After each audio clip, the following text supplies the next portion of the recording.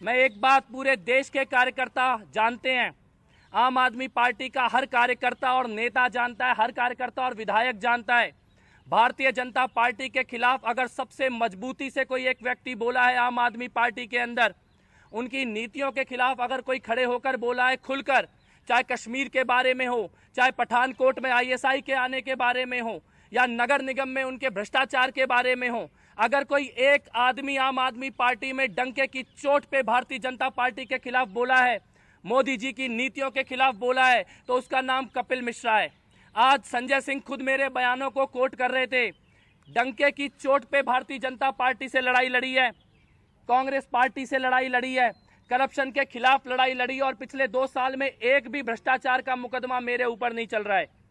मैं ये कहना चाहता हूं कि मैं बीजेपी में कभी नहीं जाऊंगा, बीजेपी के किसी नेता से मेरा कोई संपर्क नहीं है, और संजय सिंह और अरविंद केजरीवाल जी के साथ जितने लोग बैठे हैं उनसे चुनौती देता हूं, एक भी सबूत भाजपा और मेरे बीच में रिश्तों का लेकर आए, एक भी जानकारी लेकर आए कि मैंने भाजपा के किसी नेता से बात की है या उसके मैं संपर्क में हूं।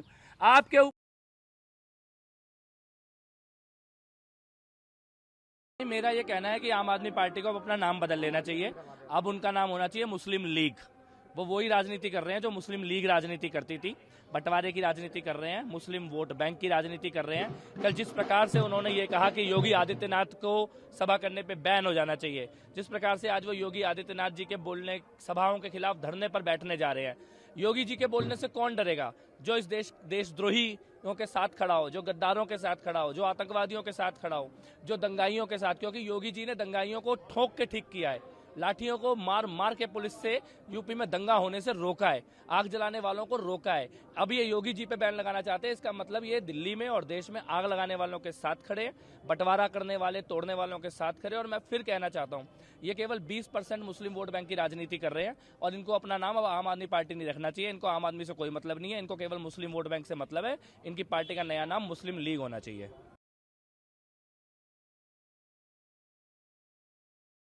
के ऊपर जो भी सवाल उठाए, पत्रकार सवाल उठाए तो उसको बीजेपी का, मोदी का एजेंट बोल देते हो।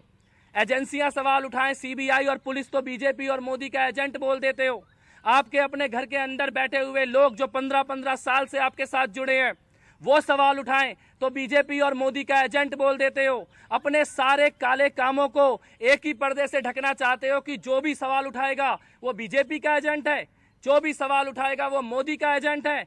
उड़ीसा से लेकर, केरल से लेकर, कश्मीर और पंजाब और यूपी और मध्य प्रदेश और दिल्ली, हरियाणा के सभी कार्यकर्ता जानते हैं, बीजेपी के खिलाफ अगर कोई एक आदमी खुलकर बोलता है आम आदमी पार्टी में, तो उसका नाम कपिल मिश्रा है। कभी बीजेपी को ज्वाइन नहीं करूंगा।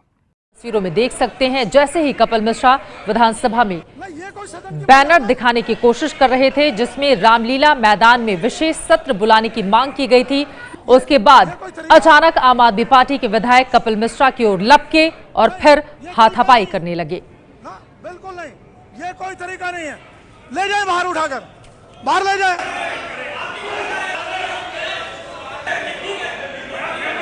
अंदर विधायकों ने घेर के मारने की कोशिश की और हाथ पैर चलाए, घूंसे चलाए, लाते चलाई, और कैमरा उस वक्त जानबूझकर बंद कर दिया गया। लेकिन बहुत सारे पत्रकार अंदर बैठे थे, पत्रकार दीर्घा में, उन्होंने सब कुछ देखा है अपनी आंखों से। मैंने देखा कि मनीष सिसोदिया ने इशारा किया था, उसके बाद तिलकनगर के जर्नैल सिंह बहुत दूर से उठकर आए थे मारने के लिए वहां पर, तो जरूर इशारा तो उनकी तरफ से ही था। मुंह बंद करने की कोशिश कर रहे थे कि बोलने नहीं देंगे। केजरीवाल जी ने इशारा किया और कुछ मेंबर जो थे उनके ऊपर टूट पड़े, उनको मारना पीटना शुरू कर दिया।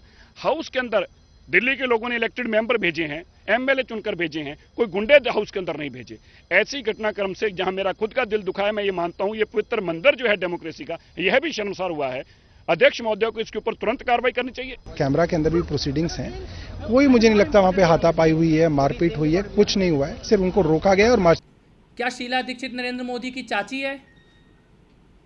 क्या ये कोई घर में उत्सव मनाया जा रहा है जिसके लिए डेट और टाइम फिक्स करने की बात है? क्या इस प्रार्थना पत्र के साथ मीणा जी ने फलों की टोकरी और मिठाई का डब्बा भी भिजवाया है? ये जानना बहुत ज़रूरी है। और इसमें सबसे बड़ी बात जिससे शीला दीक्षित इस पूरे केस से बाहर हो जाती है, मेरे को ये नोटिस भेजा गया है अंडर सेक्शन 160 CRPC, बिल्कुल क्लियर मेंशन है। शीला दीक्षित को किसी कानून के किसी सेक्शन में नोटिस नहीं भेजा गया, कोई मेंशन ही नहीं है। She is not bound to even reply to this notice. ये नोटिस ही नहीं है, ये प्रार्थना पत्र है। और ये इलीगल है। एसीबी की तरफ से ऐसा नोटिस जाना गैर कानूनी है, बिना 160 या सेक्शन मेंशन किए। इसका मतलब आपने जांच शुरू होने से पहले शीला दीक्षित को इस मामले से बाहर कर दिया, क्लीन चिट देने की पूरी तैयारी कर। is the sense of responsibility to every citizen of this country. What am I doing it? Freedom of speech. आप घर पे बोल सकते हैं बहनचोद। जो रूल आप घर में इस्तेमाल करते हैं वो देश पे इस्तेमाल करिए तो मानूंगा मैं आपको। आप घर पे पिताजी को बोलते हैं एक झापड़ मारूंगा, बोल सकते हैं क्या आप? नहीं बोल सकते, मगर यहां प्रधानमंत्री को गाली दे सकते हैं कि कावड़ है, साइकोपैथ है और ये है। हेलो, सबसे पहले तो अनुपम जी ने कहा कि आपके पापा के सामने बहनचोद नहीं बोल सकते। मैंने कहा भाई साहब, पापा को मैंने वोट देके थोड़ी पापा बनाया है। पापा कोई मैनिफेस्टो लेके थोड़ी आए थे। पापा ने ये थोड़ी कहा था कि पड़ोस का गुंडा तेरे को मारेगा, एक थप्पड़ मारेगा तो मैं उसे 10 थप्पड़ मारूंगा, उसके बाद पड़ोस के गुंडे के साथ चाशनी थोड़ी खा रहे हैं मेरे पापा। अगर खाते पड़ोस के घर में जाके केक तो अपने बाप को भी कॉवर्ड बोलता। अगर मेरे पापा कहते बेटा तेरी स्कूल की फीस बाद में दूंगा, पहले मेरे साथ सेल्फी खिंचा ले, तो मैं कहता भैया तुम साइकोपैथ हो, कोई प्रॉब्लम है तुम में। और एक बात कहना चाहता हूं मैं, भैया मन की बात एक ही आदमी कर सकता है क्या? इस देश में हम सब कर सकते हैं अपने अपने मन की बात?